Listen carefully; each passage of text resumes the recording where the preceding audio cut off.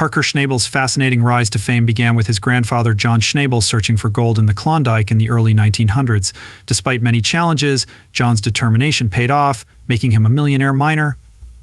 Parker started mining when he was 5 years old, and by 16 he was already running his own claim and becoming known as a mining prodigy. But how rich has Parker become?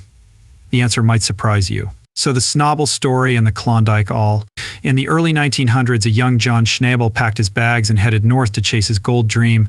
Those early years were hard, with a lot of hardships and failures, but John JN was built differently. He kept at it and learned the ropes the hard way, and eventually he found success. Decades of mining made him one of the most experienced miners in Klondike, and by the time he was older, John Schnabel was sitting on a multi-million-dollar gold. Thanks to his hard work and determination, the Schnabel legend wasn't over yet. Parker Schnabel, John's grandson, learned a lot about gold mining from his grandfather when he was young and looked up to him like a sponge. Even as a child, Parker had a natural talent for it and was determined to keep the family business going strong. His love of gold started when he was much younger than you might think. Parker Schnabel's story in the gold game begins. When Parker was only 5, his grandfather John, who was a real mining legend, let him go with the crews to the mines near Hannah's, Alaska. Most kids that age are into Legos and cartoons, but Parker was hooked. He loved the sound of the machines, seeing real gold come out of the ground, and the dirt flying. For him, it was like a real-life treasure hunt. As Parker grew up, his love for gold mining only grew. By the time he was 10, he was already driving small excavators and looking for gold with his grandfather watching over him. It turned out that Parker had a sixth sense for finding gold even better than some seasonal miners. When Parker turned 16, John decided to give him a real challenge. He leased a part of his own claim to Parker, which meant that Parker was in charge of everything: the bills, the profits, and everything else. People thought Parker was crazy for running a mine at age 16, but Parker wasn't scared.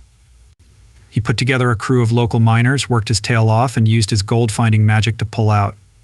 News of this teenage mining genius quickly spread, and Parker Schnabel was called a prodigy who would become famous like his grandfather.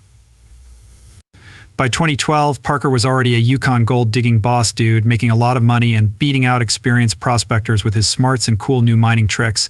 This young prodigy caught the attention of reality TV producers who wanted to make a show about, you guessed it, gold mining. They gave Parker a crazy idea. They wanted to follow him around with a camera crew. Gold Rush was a new show on the Discovery Channel.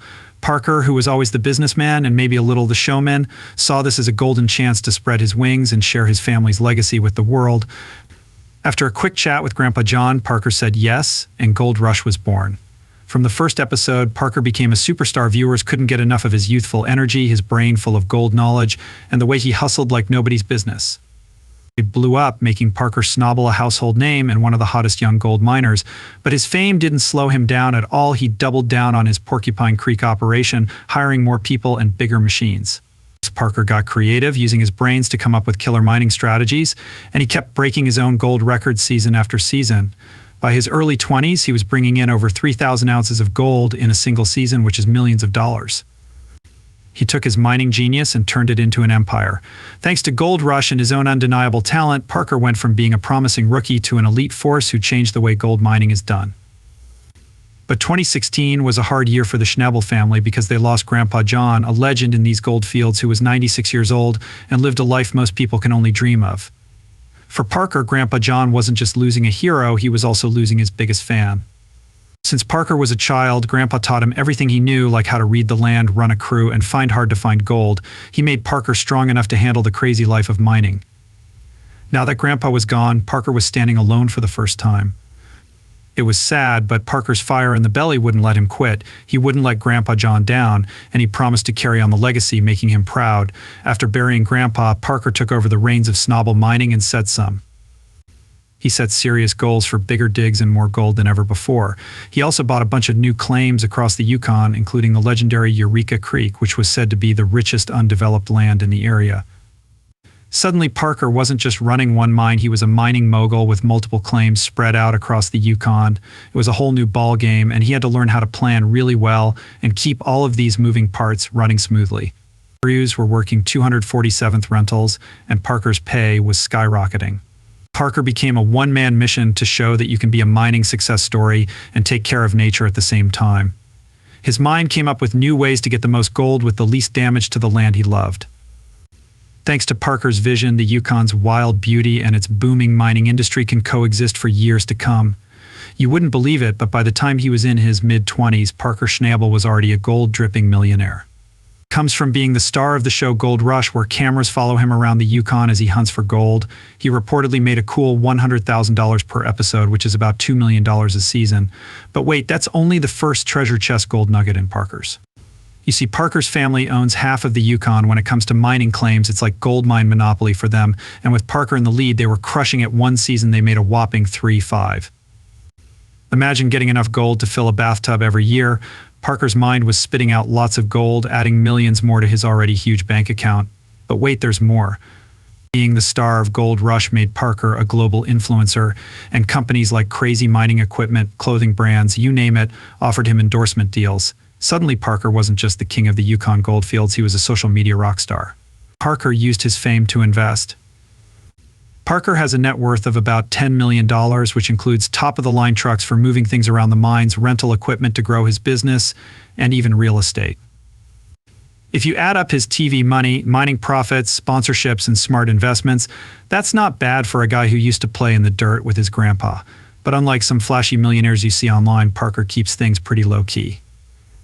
He lives on site at his mining camps in practical housing, staying close to the action most of the time. His business is even more impressive because the money he makes goes back into it, but even millionaires need to treat themselves every once in a while.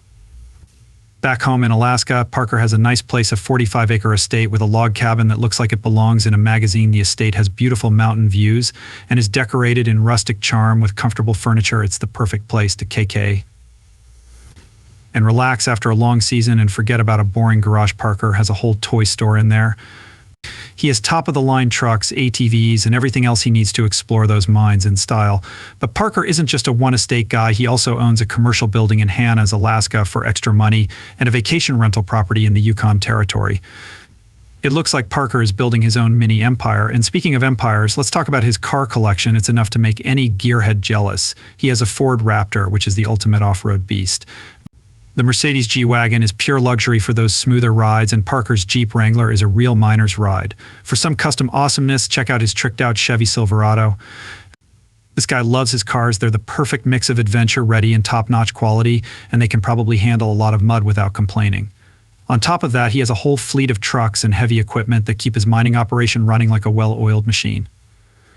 When Parker has some free time, he likes to go fishing in his fancy boat or take epic trips around the world. The options are endless. But here's the coolest thing: Parker isn't just about himself, he also cares for the people who helped him get where he is. His loyal crew sometimes goes on luxury vacations with him and gets huge bonuses for their hard work. And Parker's kindness goes beyond his crew. He hasn't forgotten where he came from. Parker is from Alaska and wants to give back to the communities that helped him get here in a big way. Every season, a big chunk of his gold profits go to local charities, animal shelters, youth sports teams, and even veterans groups. In Alaska, the winters are harsh, long, and dark, and people who can't afford fancy generators have a hard time when the power goes out. When he's not mining, Parker builds affordable housing and delivers supplies for free. Parker isn't just keeping people warm and fed, he's also investing in Alaska's future. In fact, he set up a scholarship fund at his old high school to help other young people get a head start in careers like mechanics or engineering that are in high demand in Alaska. He's basically helping others and inspiring the next generation to follow their dreams just like he did. But gold isn't everything for Parker, even though he's pretty damn good at it. Parker has a lot of other interests besides working in a mine. He's written a series of best-selling books about his family's mining history, and he also loves to travel. He's been to places as different as the steamy jungles of South America and the ancient ruins of Europe. When he's not flying around the world, you can find him back in Alaska fishing, hunting, or just hiking in the mountains. Nature is his happy place. Parker is interested in history and collects old mining tools and other related items like some people collect baseball cards. These hobbies help him relax and keep things in balance. Even when mining gets crazy, they keep him grounded and ready to crush it again. Parker is almost 30 years old, but his gold fever is stronger than ever. He doesn't want to stop at the Yukon, he wants a global mining empire. His team is currently scouting gem mines in British Columbia, and the Northwest Territories are also on his radar. Parker and his team are coming up with crazy new ways to dig smarter, not harder. They're using robots, lasers, and the whole sci-fi mining package to get that gold with less damage to the environment. It's a win-win situation for everyone, Parker is living the dream, but he's already thinking about the future. His niece Amelia is really interested in mining, just like her Uncle Parker. As a way to keep the business in the family for many years to come, Parker might step back from the daily grind, think about the bigger picture, and maybe even start some new adventures. He would also have more time for epic travel and enjoying all that hard-earned gold. That sounds like a pretty good retirement plan, doesn't it? So where does Parker go from here? Well, no matter what crazy adventure he chooses next, one thing is for sure: Parker Schnabel is destined for success. Remember that little kid who learned from the miners? Parker took what he learned from the old pros and made his own path, which he crushed. And the best might still be ahead of him. This Yukon gold mining giant isn't slowing down anytime soon, so buckle up, because Parker Schnabel's next chapter is going to be awesome.